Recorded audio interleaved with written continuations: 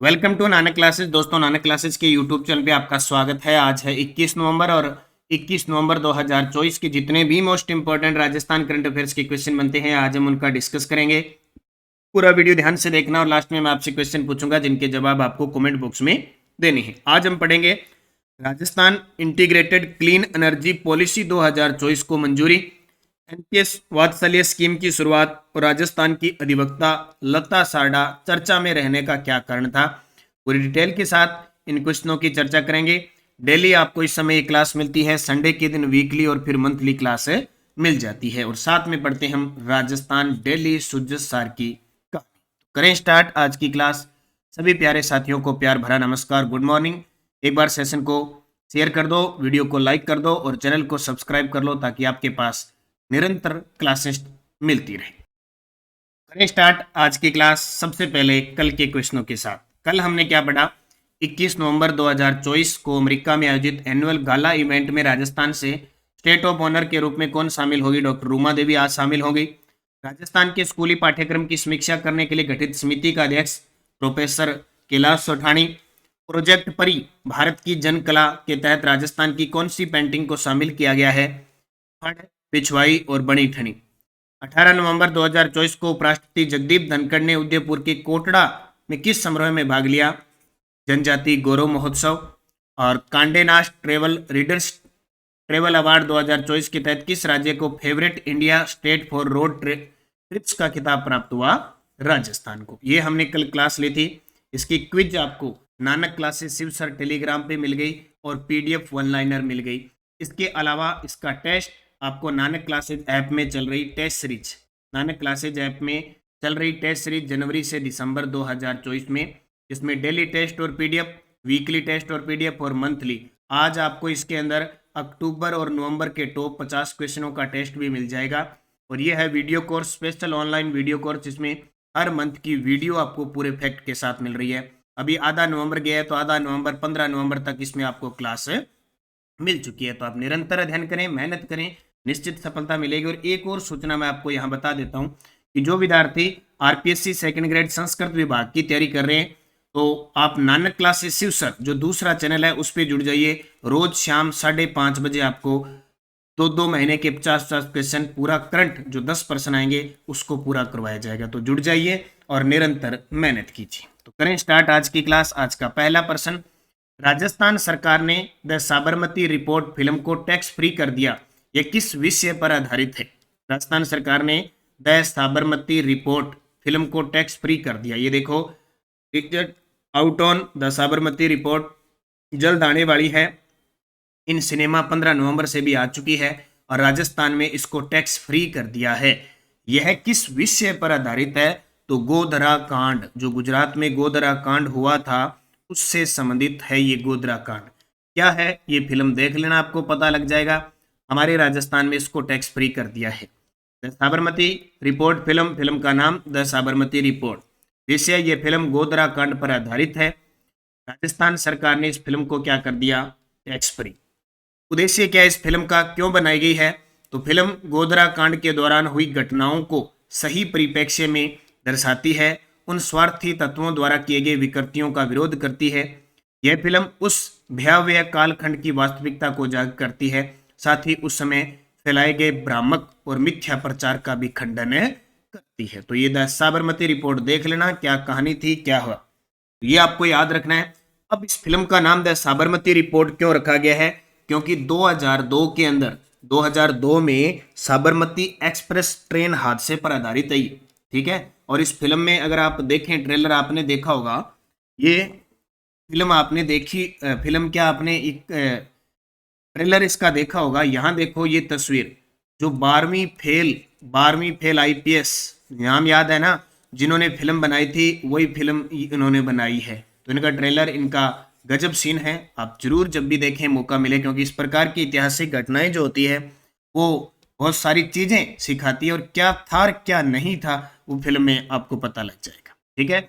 The Sabarmati report film, जिसे राजस्थान के अंदर टैक्स फ्री कर दिया गया है, गोधरा कांड पर आधारित है, जो 2002 में साबरमती एक्सप्रेस ट्रेन हादसे पर आधारित।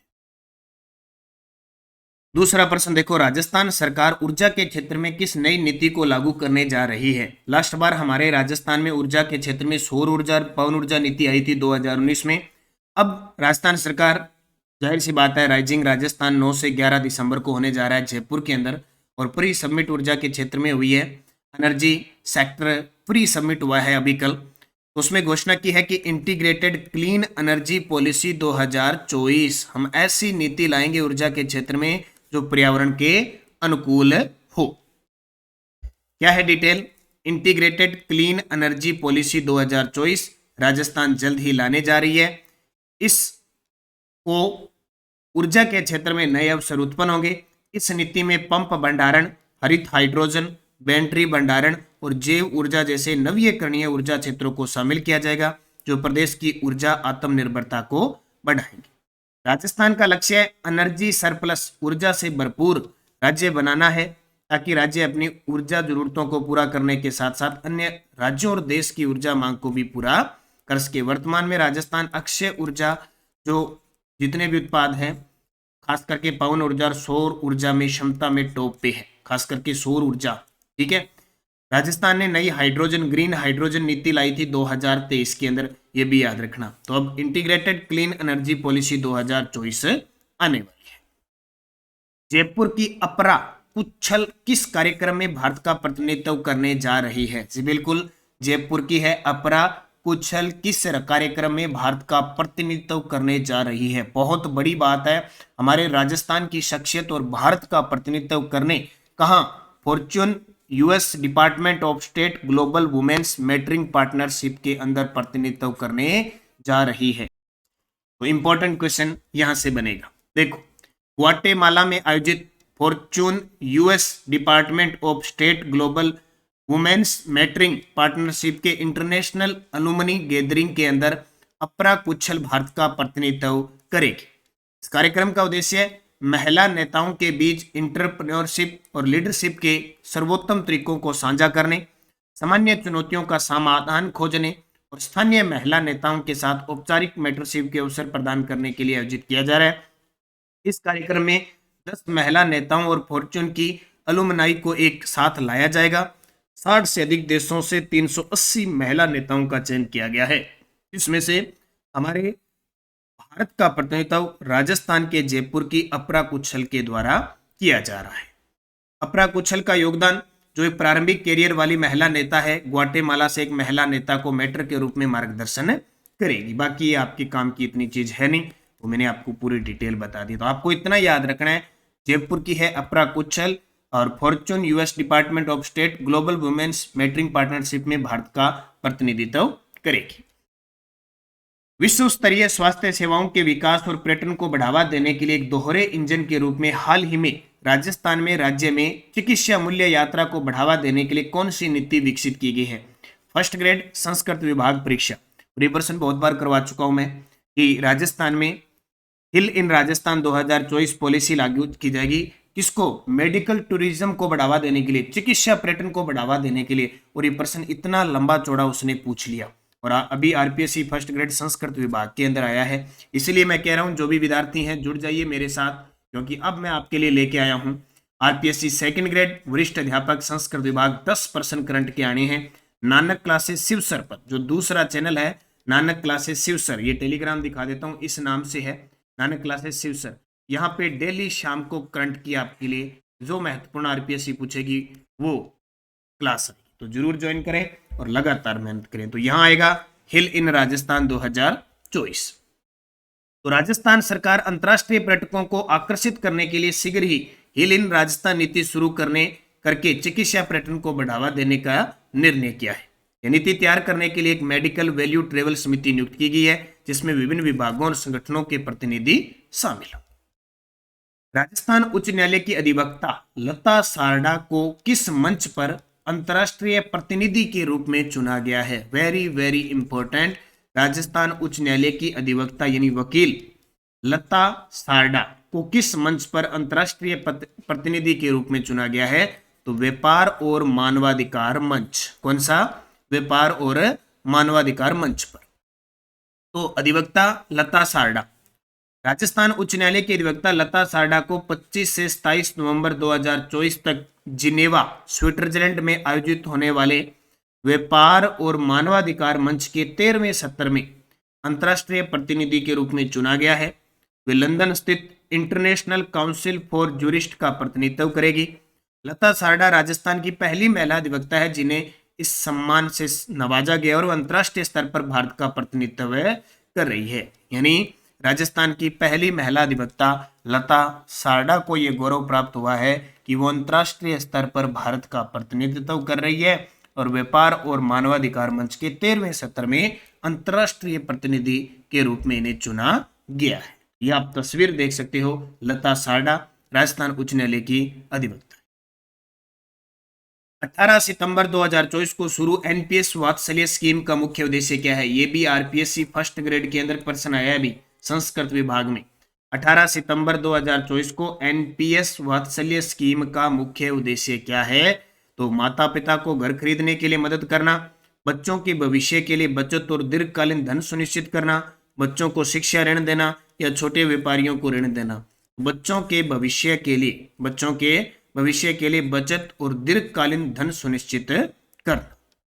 अब ये याद रखना, ये है तो राष्ट्रीय स्तर की स्कीम, हालांकि जहां राजस्थान करंट पूछा जाएगा वहां प्रश्न नहीं आएगा। जैसे लाइब्रेरियन हो गया, रीट हो गई, सेकंड ग्रेड हो गया, वहां ये प्रश्न चांस कम है क्योंकि सेंट्रल सरकार की योजना है। एनपीएस वात्सल्य स्कीम की शुरुआत केंद्रीय वित्त मंत्री निर्मला सीतारमण ने 18 सितंबर 2024 को दिल्ली में एनपीएस वात्सल्य स्कीम की शुरुआत की।